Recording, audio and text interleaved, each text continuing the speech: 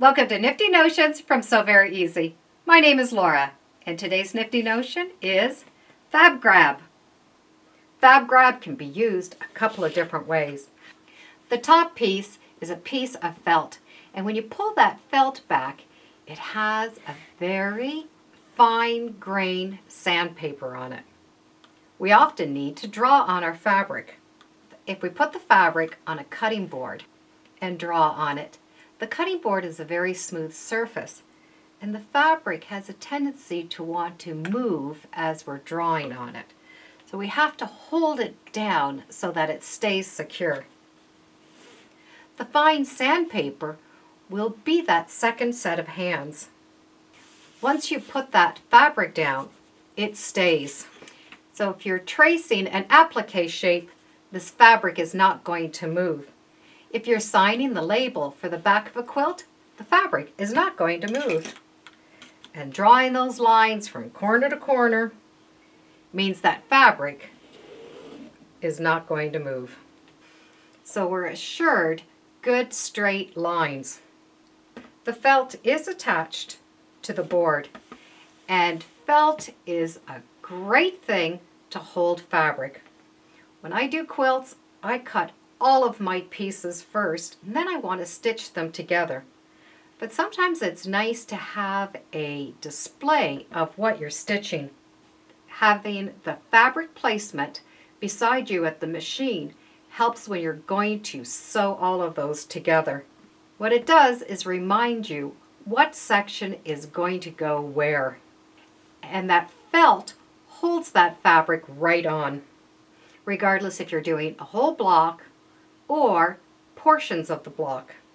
This is all together on this nice smooth piece of acrylic. You can always use this surface for writing on, but it does come with an optional easel, and that easel is going to make it easier to sit at the machine.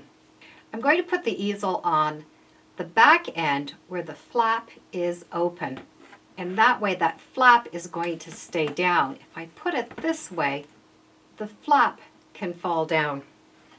And the easel is this sturdy cardboard. The first thing is just to snap out the little sections, just so that it's loose for you to use.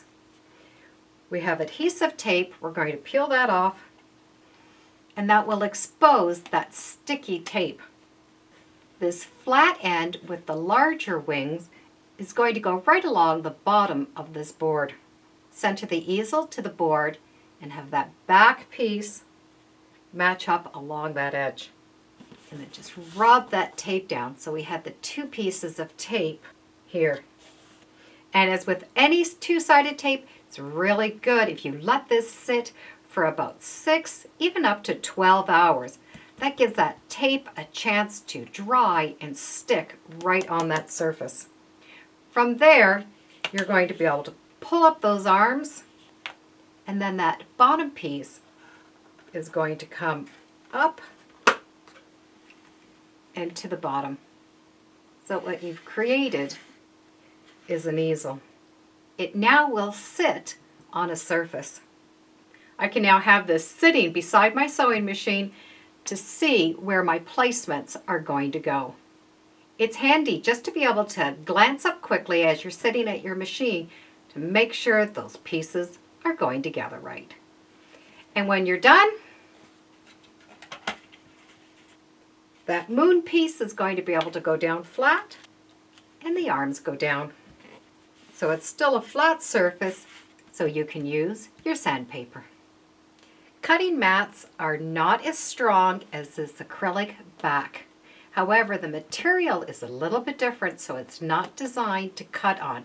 It's a strong surface for strength and durability. So regardless if you're going to use it as an easel so you can see your fabric, or just holding that fabric down for you as you are drawing, it really is a nifty notion. Thank you for joining me today on Nifty Notions. Feel free to subscribe, and as always, come on back. Let's see what we're sewing next time in the sewing room. Bye for now.